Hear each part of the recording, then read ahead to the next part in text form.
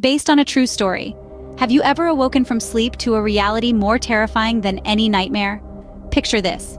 It's the early hours of the morning, around 4 a.m. in northern Ohio.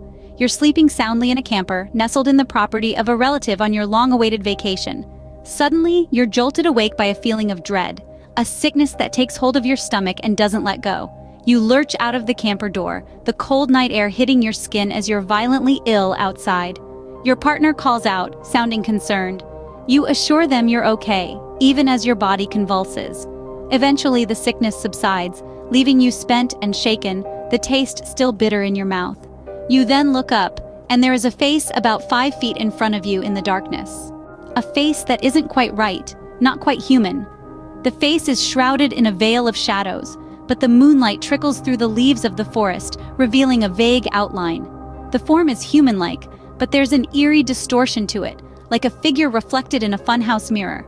The face is close enough to touch if you dared to reach out, but you don't. You're too terrified. Your heart thuds in your chest like a drum. Then it happens. The face begins to move. At first you think it's just your eyes playing tricks on you, but then the face mimics your movement, tilting its head as you tilt yours. You move your head up, down, side to side, and the face mirrors your actions. It's like you're engaged in a strange, silent dance, each of you trying to decipher the other. The tension between you and the face grows. It's as if you're both leaning in, inch by inch, trying to make sense of what you're seeing. But the closer you get, the more distorted the face becomes. It's a grotesque parody of a human face, its features twisted and contorted. Despite the fear coursing through your veins, you can't tear your eyes away from the face. The eyes are the most chilling part. They're cold, hollow, devoid of any warmth or humanity. It almost appears as if there are no eyes. They're like two black holes in the night, unblinking, unmoving, and unfeeling. You're locked in a stare-down with this face, and the longer you look, the more your fear grows. You're not sure what this face is, what it wants, or why it's here. But one thing is certain, you're not alone in the dark. I stared straight into its cold, hollow eyes. I couldn't look away, fearing what might happen if I did.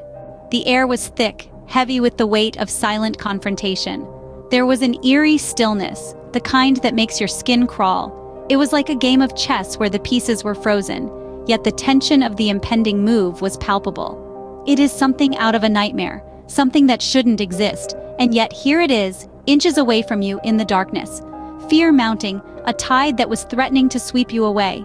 Your body screams for you to run, to flee, but you're stuck. The standoff continues, a silent duel in the darkness.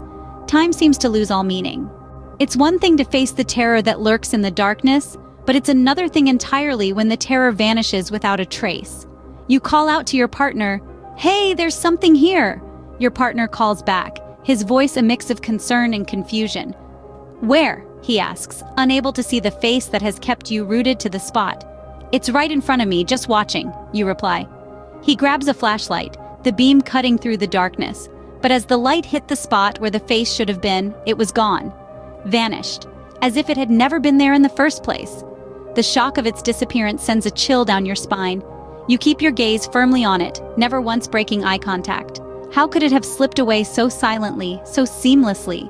Your husband's flashlight roamed around the area, but there was nothing from his perspective. No trace of the face, no sign of movement. Only the cold, silent darkness of the night. You struggled to make sense of what had just happened. Was it a trick of the light?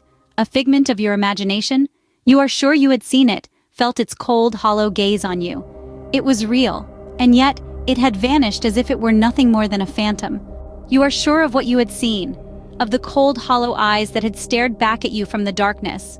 "I know it was there, I saw it. It wasn't a dream, and I know I wasn't hallucinating."